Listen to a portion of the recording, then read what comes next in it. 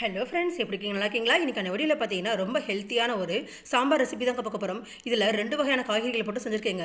இது பார்த்தீங்கன்னா இந்த வெயில் காலத்திற்கு ஏற்ற காய்னே சொல்லலாம். அதிகமான ஃபைபர் இருக்குது, கூடுதலாக நீர்ச்சத்து இருக்குதுங்க. வாங்க அந்த சாம்பார் எப்படி செய்யலான்னு பார்க்கலாம்.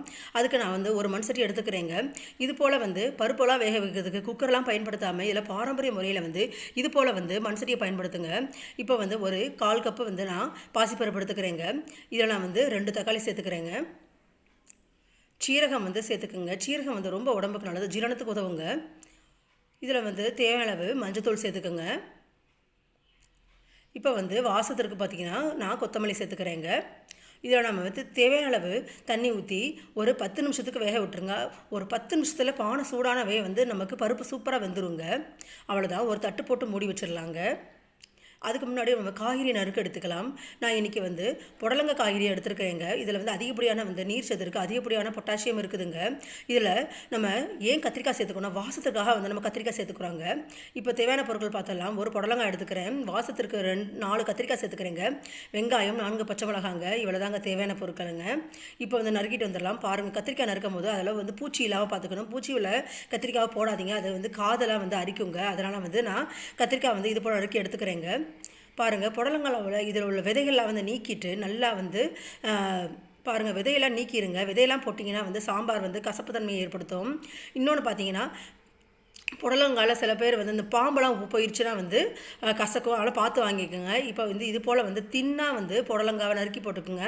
அப்போ தான் வந்து நமக்கு சாம்பாரில் வேகுங்க. பாருங்கள், கத்திரிக்காய் நறுக்கி எடுத்தாச்சு. சின்ன வெங்காயம் இது போல் நீளமாக நறுக்கிக்குங்க. பச்சை மிளகாய் இது மாதிரி நீளமாக நறுக்கிக்குங்க. அவ்வளோதான். இப்போ வந்து அந்த கேப்பில் வந்து பார்த்திங்கன்னா நம்ம பருப்பு வந்து சூப்பராக வந்துருச்சு.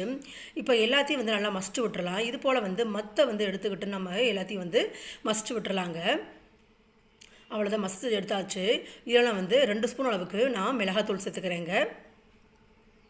மிளகாத்தூள் சேர்த்தாச்சு. தேவையான அளவு உப்பு சேர்த்துக்குங்க. இதையும் சேர்த்து நல்லா வந்து கரண்டி வச்சு நல்லா வந்து கிண்டி விட்டுருங்க. மண் சட்டிங்கிறதுனால இது போல் வந்து கரண்டியை யூஸ் பண்ணுங்கள். சில்வர் கரண்டிலாம் யூஸ் பண்ணிங்கன்னா உடஞ்சிரும். இப்போ நம்ம பச்சை மிளகா சேர்த்துக்கலாங்க. நறுக்கி வைத்த சின்ன வெங்காயம் சேர்த்துக்கோங்க. கத்திரிக்காய், புடலங்காய் இதையும் வந்து நம்ம இதில் சேர்த்துக்கலாங்க. இப்போ வந்து எல்லாத்தையும் வந்து நல்லா வந்து கலந்து விட்டுருங்க. பருப்போடு நல்லா சாரணும். அதனால் ஒரு 10 நிமிஷத்துக்கு வந்து கிளறி விட்டுருங்க. அப்போ மிளகாய் பொடி, மஞ்சத்தூள் எல்லாம் வந்து நம்ம காயோடு வந்து சார்ந்து வந்துடும். ஏன்னா இதில் வந்து தடிமனான காய்கறிகள்னால. இப்போ நம்ம தேவையான அளவு கொஞ்சம் தண்ணி ஊற்றிக்கலாங்க, வேகிற அளவுக்கு. அதையும் நல்லா கிரண்டி விட்டுருங்க. புடலங்காவோட ஏன் கத்திரிக்காய் சேர்த்துக்கணும், வாசத்துக்காக சேர்த்துக்குறாங்க. இப்போ தட்டி போட்டு மூடி வச்சுருங்க. இந்த சமயத்தில் நம்ம வந்து தேவையான அளவு புளி ஊற வச்சுக்கலாங்க. புளி வந்து இந்த அளவு புளி சேர்த்தா போதும், ஏன்னா நம்ம தக்காளி சேர்த்துருக்கிறதுனால. இப்போ வந்து நல்லா புளி வந்து ஊறியாச்சு. இந்த தண்ணியை வந்து புளியோடு வந்து நான் சேர்த்து ஊற்றிக்கிறேங்க.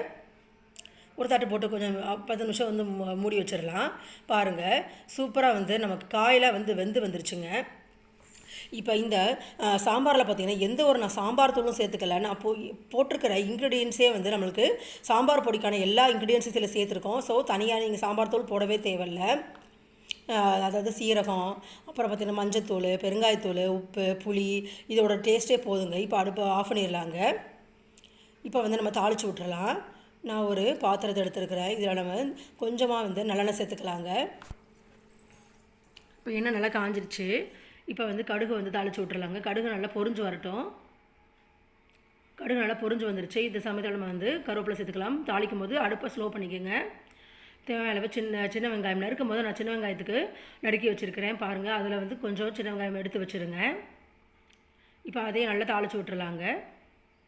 இப்போ தாளித்த பொருளை வந்து நம்ம சாம்பாரோட சேர்த்துடலாம். அதோட கொஞ்சம் தண்ணி ஆட் பண்ணி நம்ம வந்து சாம்பாருக்கு கிளறி விட்டுக்கலாம். பாருங்கள், சாம்பார் ரொம்ப கெட்டியாக இல்லாமல் ரொம்பவும் தண்ணியாக இல்லாமல் இந்த அளவுக்கு வந்து எடுத்துக்கோங்க. இதுதான் கரெக்டான பக்குவம். இதில் வந்து நம்ம வாசத்திற்கு வந்து கொத்தமல்லி சேர்த்துக்கலாங்க. இதில் வந்து நம்ம புடலங்காய், கத்திரிக்காய் சேர்த்துக்கிறதுனால உடம்புக்கு ரொம்ப நல்லது. இந்த வெயில் காலத்துக்கு இது போல் வந்து ஃபைபர் உள்ள காய்கறிகளை சேர்த்து எடுத்துக்கிங்கன்னா நம்மளுடைய உடம்பு வந்து குளிர்ச்சியாக இருக்குங்க. கூடுதலாக வந்து சாம்பாரில் வந்து அதிகப்படியான புரத சத்து இருக்குது. ஸோ கட்டாயம் வந்து நல்லா சுட சாதத்தோடு சேர்த்து சாப்பிட்டு பாருங்கள், அவ்வளோ சூப்பராக இருக்கும். சாம்பார் தூள் எதுலேயுமே சேர்த்துக்கலாங்க. அவ்வளோதான், இப்போ பரிமாறிடலாம். இப்போ புடலங்காய், கத்திரிக்காய் சாம்பார் இதோட நான் முட்டை சேர்த்து சாப்பிட்டுக்க போகிறேன். சாதத்தோட சாப்பிடும் போது அவ்வளோ டேஸ்ட்டாக இருக்குங்க. அப்படி சுட வந்து வாய்க்குள்ள போகிறதே தெரியுது. கூடுதலாக முட்டையோடு சேர்த்து சாப்பிடும்போது அவ்வளோ ரம்மியமாக இருக்குது. நீங்களும் ட்ரை பண்ணி பாருங்கள். தேங்க்யூ.